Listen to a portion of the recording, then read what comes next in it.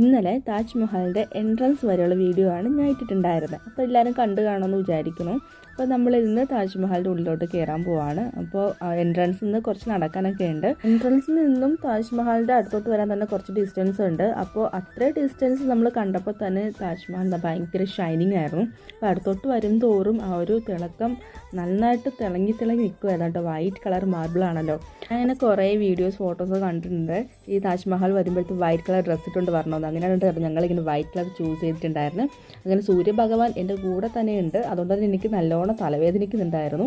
പിന്നെ ഉള്ളിലോട്ട് കയറുമ്പോഴത്തേക്ക് നമുക്ക് ഷൂസിൻ്റെ ഒപ്പം ഈ ഒരു കവർ നമുക്ക് തരും കേട്ടോ.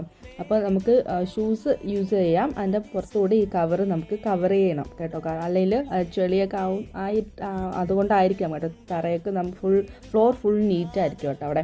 അതുകൊണ്ടായിരിക്കാം നമുക്കിങ്ങനെ കവർ തന്നിട്ടുണ്ട്. അപ്പോൾ രണ്ട് കാലും കവർ ചെയ്തിട്ട് വേണം നമുക്ക് ഉള്ളിലോട്ട് പിന്നെ വേറൊരു കാര്യം എന്താണെന്ന് വെച്ചാൽ നമ്മുടെ മുംതാസിൻ്റെ ടോംബ് ഈ അടക്കിയിട്ടുള്ള സ്ഥലം നമുക്ക് ഫോട്ടോസ് വീഡിയോസ് ഒന്നും എടുക്കാൻ പറ്റില്ല.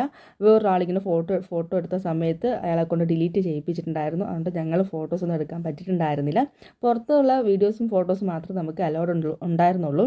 തൊട്ടടുത്താണ് യമുന റിവർ വരുന്നത്. അപ്പോൾ യമുന റിവറിൻ്റെ അടുത്ത് ഒരു ബ്ലാക്ക് കളർ താജ്മഹൽ പണിയണമെന്ന് ഷാജഹാൻ്റെ ഒരു ആഗ്രഹം ഉണ്ടായിരുന്നു. പക്ഷേ ആ ഒരു ആഗ്രഹം അദ്ദേഹത്തിന് നിറവേറ്റാൻ സാധിച്ചിട്ടുണ്ടായിരുന്നില്ല. അതിന് മുമ്പായിട്ട് തന്നെ അദ്ദേഹത്തിൻ്റെ മകൻ ഔറംഗസേബ് അദ്ദേഹത്തെ തുറങ്കലിൽ അടയ്ക്കപ്പെട്ടിരുന്നു.